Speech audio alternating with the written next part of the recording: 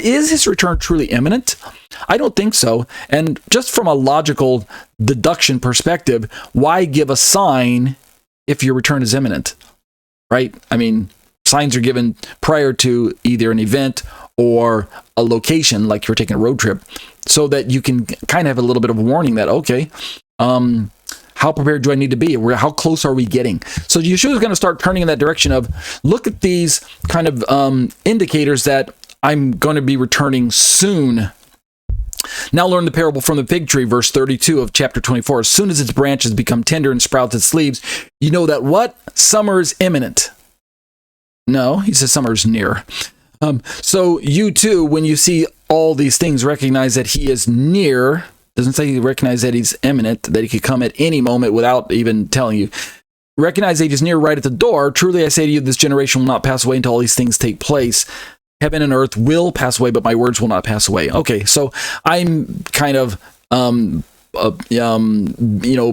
a little unfair to the imminency teachers by creating straw men with my little analogies here, but I think you'll get my point eventually. Let's begin to talk about a commentary. Let's use a commentary and begin to unpack some of these verses. So backing up to verse 29 and 31, David Guzik, Pastor Guzik, who's a Christian, but I believe he's not a pre-wrather. I think he's just your average garden variety pre-tribber, which holds to the view that the tribulation is the full 7 years of Daniel's 70th week, and that Christians will be removed from planet Earth prior to any tribulation events that take place, meaning even before Antichrist signs the 7-year treaty with Israel and before any of those beginning birth pangs begin to happen. The church will have been removed from planet Earth and will be with Yeshua in heaven while these events are unfolding on planet Earth. I don't hold to that view, but even if David Guzik does, nevertheless, the notes that we're going to be reading through are still foundational enough that he and I agree on the majors. So I'm going to borrow his notes for that reason. Plus, he's a very, very good Bible teacher. He's very thorough, and he brings in a lot of resources from other teachers as well. And it's not too long that you get lost in it, but it's not so short like my own one was that you're still scratching your head going, what in the world is he talking about? And then so he quotes the verses that we just read for the segue. He talks in his points about how that the sun being dark and the moon not giving its light was borrowed all the way back from Joel 2 verse 10. Let me see if I were to click on that. Nope, I don't want to do that. And then it's repeated again in Revelation chapter 6, and then it also shows up in Isaiah. And this is what I mentioned earlier. It goes back to Joel and Isaiah and other places. I think Zechariah talks about it. So the sign, the sign of the in the heavens is definitely something that not just we believers are kind of instructed to look for. And think about it. If we're not here when this sign happens, then who will this sign be for? Well, we also know that the wicked segment of humanity that is here on planet Earth, that's going to be facing the brunt of the wrath of God, they'll also be witness to this sign. I mean, if the sign's not for believers, if we're gone, so think this through for a moment. We got removed way back before the 70th week even began. And this sign of the sun and the moon and the stars takes place inside of the 70th week. Well, then I guess the sign's not for believers, is according to the pre-trib view then. So we've got this cosmic disturbances, and then it says the sign of the Son of Man will appear in heaven. So I guess that's for what? Not believers either? Sign of the Son of Man appearing in heaven, but it's not for us believers because we're already in heaven. We got raptured earlier, and there wasn't a sign preceding his rapture return because it was imminent or something to that effect. Okay, that it doesn't kind of line up for my understanding of a face value sequential view of the verses in question. But Guzik reminds us that the sign of the Son of Man will appear in heaven. It's difficult to say exactly what the sign is. It seems to precede his return as described in Revelation 19. Perhaps this sign is somehow related to the incredible cosmic disturbances that would precede the great event. And that's kind of what I would have said either. Didn't really need Guzik to explain it to me. He goes and talks about how that some Roman emperors, like Constantine in a vision, thought that the sign of the Son of Man would be a cross in the sky, go and conquer forth in this sign. That's why the Crusaders had crosses, partially one of the reasons why they had crosses on their shields as they went forth and crusaded across Europe and made their conquering conquerings and things like that. More probably, it's simply a way to describe the physical, visible return of Jesus to earth from heaven. Others point out that this Greek word semeion is the Septuagint translation for the standard or banner referred to in the Old Testament as a signal for the gathering of God's people. That's a quote from France.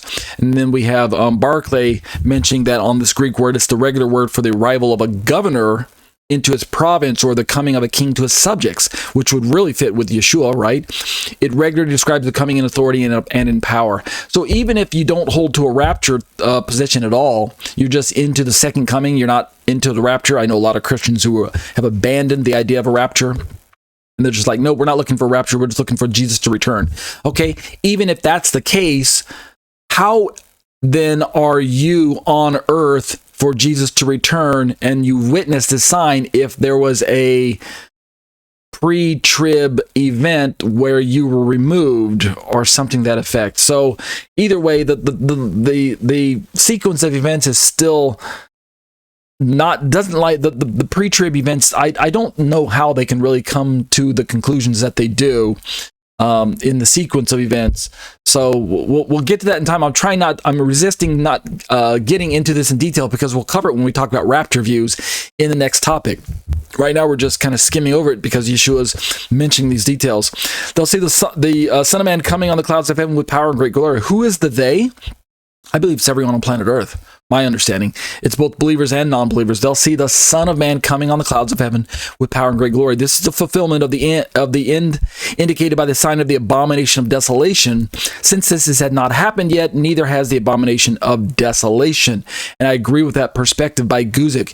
Guzik is not a preterist. He does not believe that all of the events were collapsed into 70 AD when Yeshua predicted the destruction of the temple. Remember, that was how the whole chapter started out. When will these things be, and what will be the sign? What things? That no stone will be left unturned on top of another. Everything's going to be flipped upside down. Well, that did take place in 70 AD. I can say with confidence that it did. And the Romans did turn up every stone as they're trying to get that gold that was melted down in between the cracks of the stones because of the intense fires. Well, the fact that the abomination of desolation was past history to Yeshua in the form of Antiochus Epiphanes, and yet there's this destruction of the temple, and yet Yeshua's talking about how that let me go backwards again.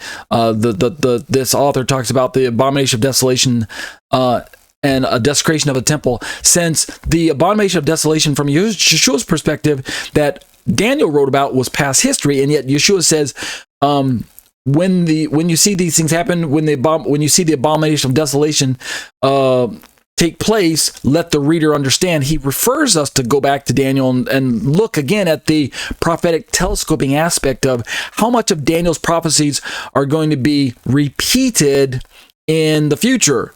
And yet we know there's not even a temple at this point in time. Well, there was a temple when Yeshua spoke those words.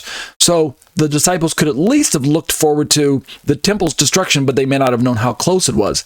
And yet it did take place within a short amount of time from the Yeshua leaving planet Earth to the temple being destroyed, short about like 40 years. And then from that point, we now have no temple currently standing in our day. And yet, if we're reading Yeshua's words at face value, the abomination of desolation requires that there must be some structure. So the point I'm trying to make is that there should be another Antichrist showing up in the form, not this time of Antiochus Epiphanes, but in the form of the man of sin that we're going to read about in Thessalonian letters eventually. So, though, again, he takes a poke at the preterist here in his commentary. Again, those who claim that all or most of the events of Matthew 24 were fulfilled in the Roman conquest of Jerusalem and Judea in AD 70 are in an unenviable position. He's talking about the in this part here, he's talking about the preterists. They often claim that Jesus fulfilled this coming on the clouds of heaven of the Son of Man with power and great glory by coming, quote unquote, in judgment against the Jewish people in AD 70. So I'm very happy that Guzik is not a preterist, and that's part of the reason why I'm using his notes here. I don't think it would benefit me to use the notes from a preterist. So let's keep going. We're only 30 minutes into the study. We've got plenty of time. I'm not even rushing. Even some of those who believe that most of the events of Matthew 24 were fulfilled in the fall of Jerusalem. So we've got two flavors of preterism. We've got hyper or full preterism, and then we've got partial preterism.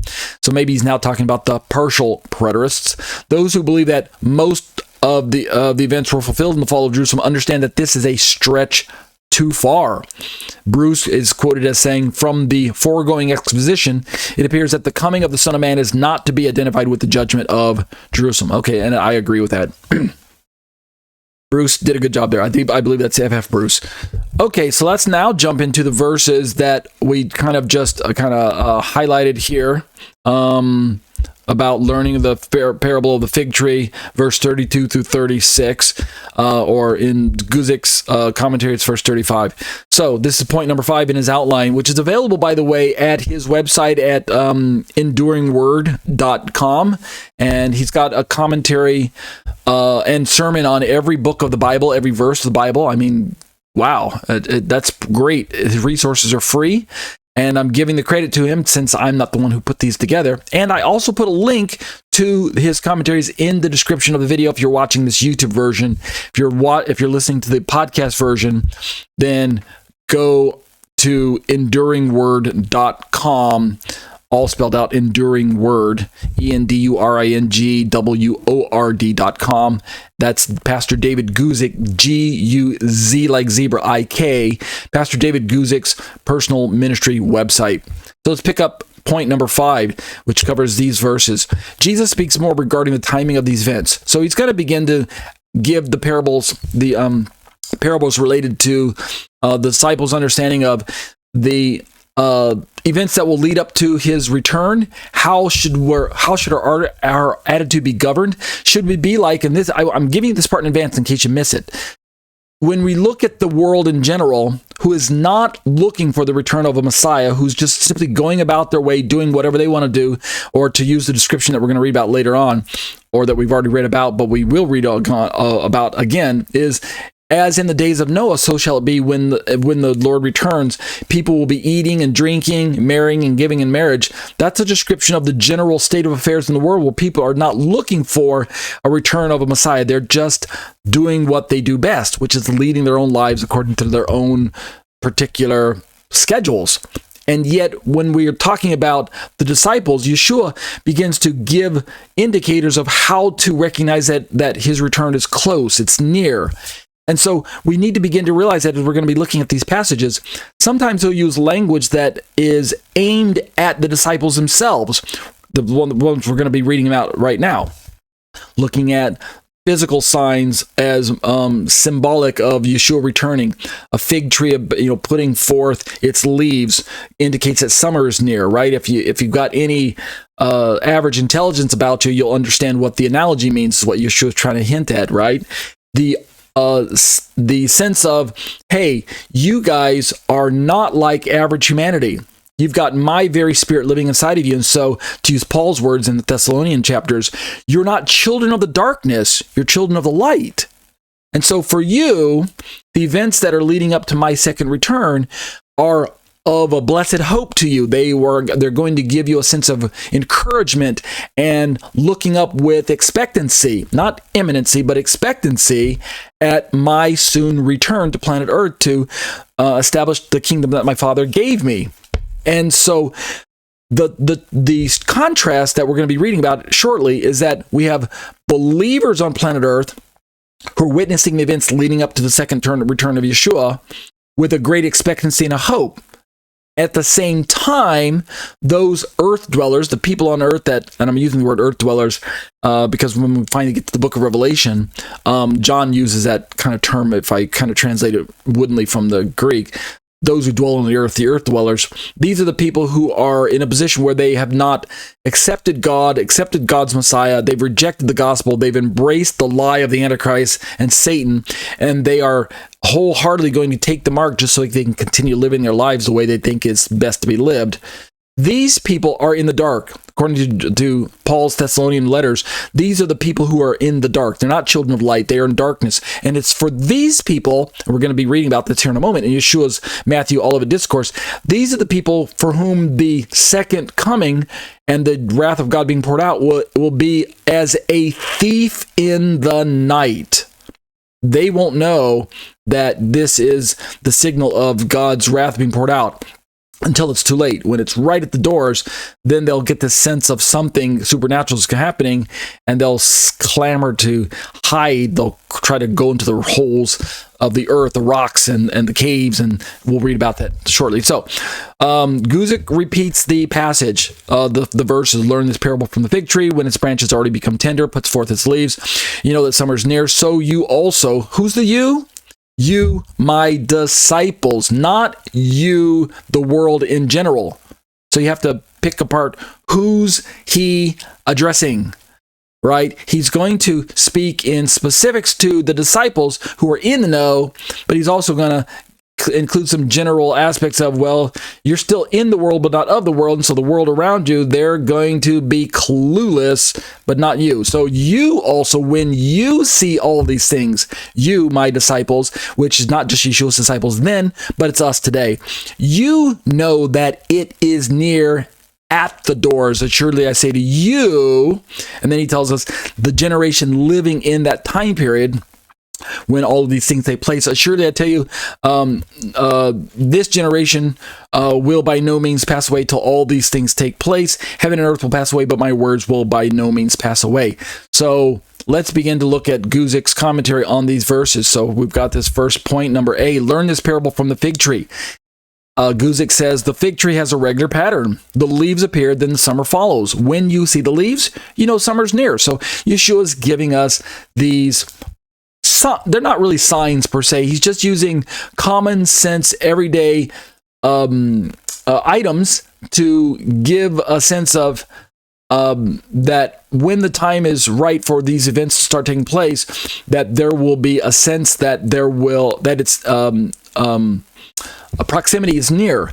Like, notice again, he says, when you see the leaves appear on the fig tree, the summer is following, the summer is near.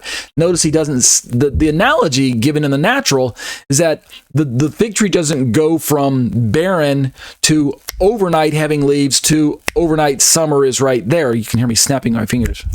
Right? I'm trying to describe it as if it was something that would happen overnight or immediately. Summer doesn't just, I know on the calendar we go from spring to summer, but when you look at the trees and the vegetation around and the greenery, everything kind of wakes up from winter in the spring, and then summer hits. Summer comes as the spring months pass by. I think that's a good way to indicate, or good indicator, even from Yeshua's perspective, that there is a chronology to the events, and there is a sense of the not the imminency of summer, but rather the urgency of the closeness of the approaching. The fig tree, Guzik goes on to comment that the fig tree was a common fruit tree in Israel. It's mentioned many times in the Old Testament, especially as a description of the abundance of the land. Sometimes fig or fig trees are also used as symbols or pictures, like in passages like Jeremiah 24 and Hosea 9. Figs are used as a representation of Israel. And so other commentators have picked up on that too, that Yeshua says, when you see the fig tree, then you know summer's. Is Yeshua kind of cryptically trying to tell us, hey, you future prophecy buffs like us, right? The people who are having this discussion right now in real time in 2023. Hey, you guys, when you look at Israel and see certain events taking place in Israel, know that the end times are on the horizon. That could be. I've heard kind of an application from that perspective. I wouldn't completely discount that, because it's commonly known that Israel is God's timepiece. Israel is God's clock, meaning God's using and orchestrating his own schedule through the mechanism of Israel's events here on planet Earth. And so it is wise to watch Israel at any given generation to see what's happening with her, so that we can get a sense of what's happening with God. What's God doing on the earth? Let's look at Israel. That's good to do. Of course, Israel today, I don't want to stop by just saying, let's look at physical Israel. God is also using the church, and the church is grafted into Israel. And so we are spiritual Israel to that regard. So, because we both have the same papa, right? Read Galatians chapter 3 and Romans chapter 4. Abraham is our common father between Christians and Jews, and thus we need to understand that when we're looking at Israel, we are looking at the church as well. What's the state of affairs in the church today? Is this an indicator of the second return of Yeshua as well? Yes. Point small case I, however most, so we're right here. However, most Old Testament references, let me see if I can do what I normally do. However, I usually like to do this way. However, most Old Testament references to the fig tree use it as simply an example of agricultural blessing. It seems, Guzik quotes, that Jesus' reference here is not so much on the figness of the fig tree, but on the way that the fig tree follows reliable growth cycles related to the seasons, right? So he's talking about when you see this happen, then summer's near. He goes on to say that this is especially evident when this passage is compared with Luke's rendering of the Olivet Discourse in chapter 21. Look at the fig tree and all the trees. When they are already budding, you see and know for yourselves, this is a recording from Luke, that summer is now near. So you also, when you see these things happening, know that the kingdom of God is near. And again, we're highlighting the fact that Yeshua says that it's near. He doesn't say that it could happen at any moment without any warning, without any signs, without any indicators that it was going to happen at that exact moment that it happened. I don't follow from that logic as I'm reading through these final verses in the Matthew Olivet Discourse rendering. And I hope you're seeing that as well. Why would he go through the trouble of telling them these analogies about the fig tree and about that there's going to be signs in the heaven and the earth, and that there's all these events that happen, and then, if his return didn't require any thens, or signs, or symbolic indicators that something is coming? If his return was just, happening instantly before I could finish my sentence, I don't follow from that. I'm a bit confused as to why some Bible teachers hold that perspective that he could return at any moment. At some point, don't get me wrong, at some point in time, there will be imminency when all the signs have, when all of the preceding events, such as the abomination of desolation, the signing of the peace treaty, the abomination of desolation, the great tribulation, when those things have run their course, then when we see the signs, then really his return is imminent. So yet at some point in time, it will be imminent. So there will be imminency. But up until that point in time, I'm going to go with what I'm calling expectancy instead of imminency.